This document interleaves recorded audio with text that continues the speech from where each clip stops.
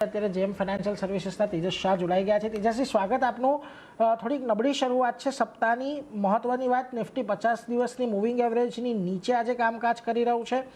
જોકે હજી પણ ગયા અઠવાડિયાના જે લો હતા 23,796ના એ હજી થોડાક જળવાયેલા છે। એટલે લાગે છે 23,800 આજના દિવસમાં ટકી રહેવું જોઈએ જે પ્રકારની કારોબાર અત્યારે દેખાઈ રહ્યો છે એને જોતા।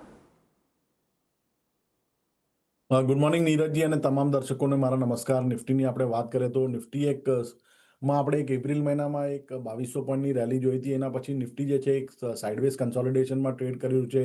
નીચેમાં 23,775 23,800નો એક મજબૂત સપોર્ટ છે ને ઉપરમાં 24,300 350નું રેઝિસ્ટન્સ છે જે ક્લોઝિંગ બેઝિસ પર નિફ્ટી કુદાવી નથી રહ્યું। તો મને લાગે છે આજના સત્રમાં 23,800નું જે લેવલ છે એ બજાર હોલ્ડ કરી નાખશે।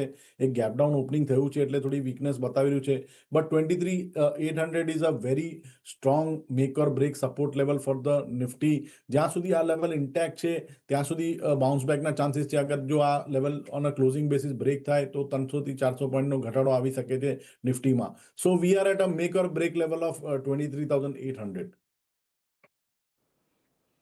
એટલે જો 23,700 એક બહુ મહત્વનો સપોર્ટ છે। જ્યાં સુધી એ બ્રેક નથી થતો ત્યાં સુધી તો આપણને એક સારી તેજીની અપેક્ષા છે। હજી પણ 24,350નું જે રેઝિસ્ટન્સ છે ત્યાં સુધી એક વખત નિફ્ટી જાય એવી અપેક્ષા બની રહી છે। એટલે એના પર એક ફોકસ ખાસ કરીને રાખીશું।